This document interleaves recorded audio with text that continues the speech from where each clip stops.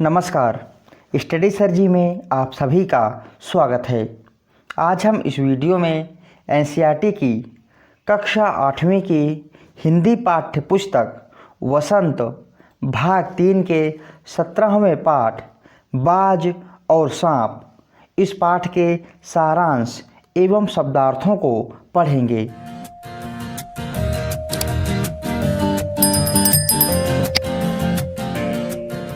आइए वीडियो शुरू करते हैं।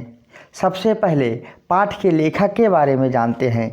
इस पाठ के लेखक हैं निर्मल वर्मा, जिनका जन्म 3 अप्रैल 1929 में शिमला में हुआ।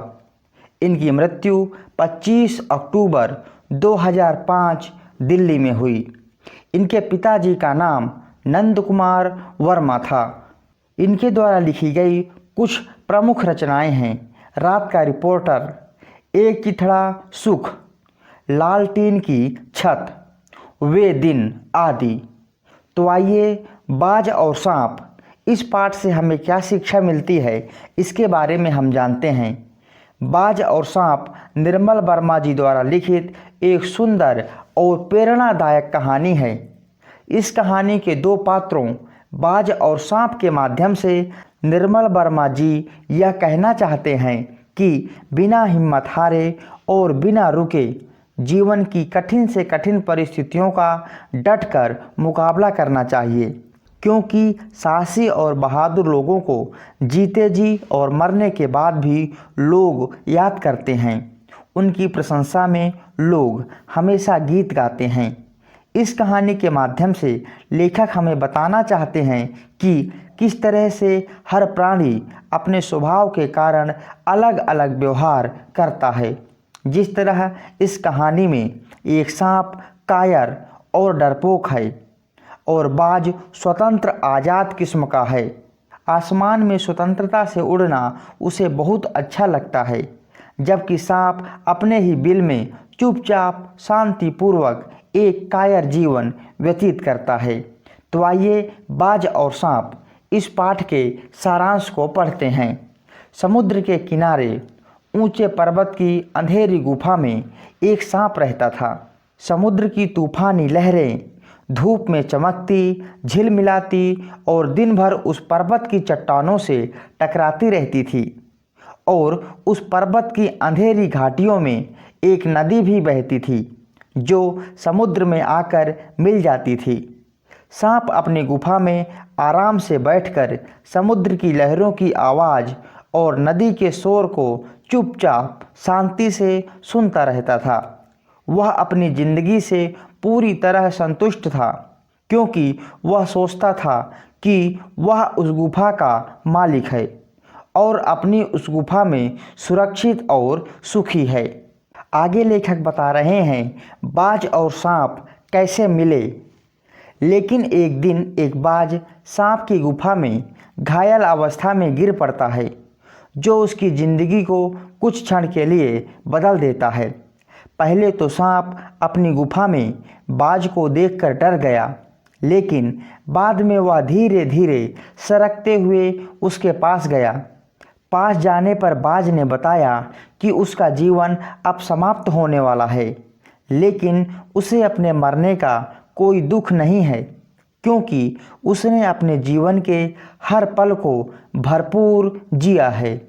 दूर दूर तक खूब लंबी उड़ानें भरी है। स्वतंत्रता पूर्वक आकाश की असीम ऊंचाइयों को अपने पंखों से ना पाया हूँ।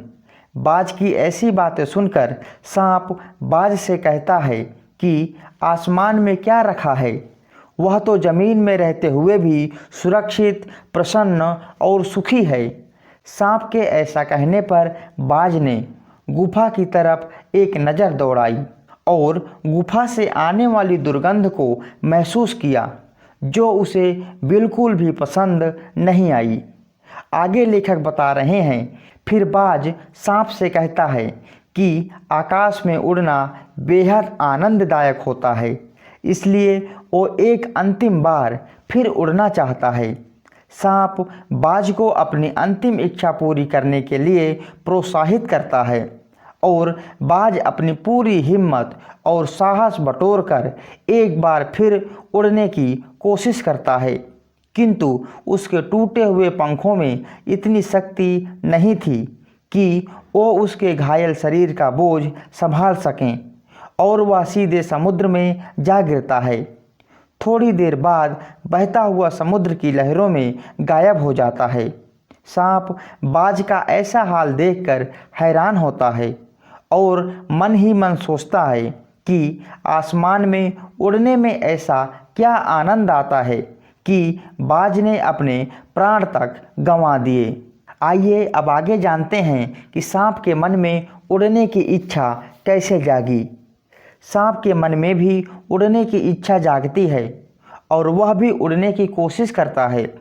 चूँकि सांप का शरीर प्रकृति ने उड़ने के हिसाब से नहीं बनाया है, इसलिए जैसे ही वह उड़ने के लिए अपने शरीर को हवा में उछालता है तो औंधे मुंह जमीन पर गिर पड़ता है, लेकिन किसी तरह से बच जाता है। अब सांप सोचता है कि उड़ने में कोई भी आनंद नहीं है, सारे पक्षी मूर्ख होते हैं, असली सुख तो धरती में ही है। ये पक्षी तो व्यर्थ में ही आकाश की ऊंचाइयों को नापना चाहते थे, लेकिन अब मैं कभी भी उड़ने की कोशिश नहीं करूँगा, आराम से सुरक्षित ज़मीन पर ही रहूँगा। आगे लेखक बता रहे हैं कि अभी सांप ने अपनी गुफा में बैठा यही बातें सोच ही रहा था कि तभी उसके कानों में सुंदर गीतों की मधुर ध्वनि सुनाई पड़ी। इस समुद्र में इतने सुंदर स्वर में कौन गा रहा है? यही देखने के लिए सांप अपनी गुफा से बाहर आया तो देखा कि समुद्र की लहरें उस बाज की प्रशंसा में मधुर गीत गा रही थी, जिसने बिना हार माने, बिना हिम्मत गंवाए आकाश में उड़ने की चाहत में अपने प्राणों की बाजी लगा दी। गीत गाते हुए लहरें कह रही थी कि उनका यह सुंदर गीत उस बहादुर और हिम्मती लोगों के लिए है जो अपने लक्ष्य और अपनी स्वतंत्रता प्राप्ति के लिए अपने प्राणों की परवाह भी नहीं करते।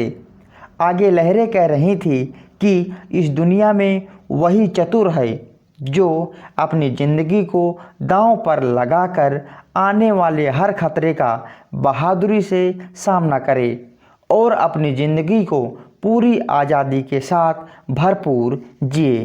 तो आइए अब इस पाठ से हमें क्या प्रेरणा मिलती है इसको जानते हैं। यहाँ पर लेखक समुद्र की लहरों के माध्यम से सभी को यह संदेश देना चाहते हैं कि लगातार और बार बार प्रयास करने से ही सफलता मिलती है। भले ही आपको शुरुआत में असफलता का सामना क्यों ना करना पड़े, लेकिन आप तब तक प्रयास करते रहें जब तक आप अपने लक्ष्य को प्राप्त नहीं कर लेते। बाज की बहादुरी और कुर्बानी के आगे लहरें नतमस्तक थी। ये पंक्तियाँ स्वतंत्रता के लिए प्रेम का भाव भी पैदा करती हैं। उसके बाद लहरों ने बाज से कहा कि तुम मरकर भी अमर हो और जब भी इस दुनिया में वीरता के गीत गाए जाएंगे तब तुम्हारा नाम उन गीतों में श्रद्धा के साथ लिया जाएगा। और अंत में लहरें कहती हैं कि हमारा गीत जिंदगी के उन दीवानों के लिए हैं जो मरकर भी मृत्यु से नहीं डरते। आइए अब इस पाठ में आए कठिन शब्दों के अर्थ जानते हैं। घाटियों का अर्थ है दो पर्वतों के बीच का पतला रास्ता। करुण दया, सिटपिटाना घबराना, वियोग अलगाव, दूने दो गुने, फेन झाग, विस्तार फैलाव, बूता दम, खोखल छेद। और रहस्यमय का अर्थ है रहस्य से भरा हुआ। तो इस प्रकार हमने बाज और सांप इस पाठ के सारांश एवं शब्दार्थों को पढ़ लिया है। आशा करता हूँ यह वीडियो आप सबके लिए मददगार साबित होगी। यदि अभी तक आपने हमारे चैनल को सब्सक्राइब नहीं किया है तो कृपया हमारे चैनल को सब्सक्राइब करें और हमारे चैनल के साथ बने रहें। वीडियो देखने के लिए बहुत बहुत धन्यवाद।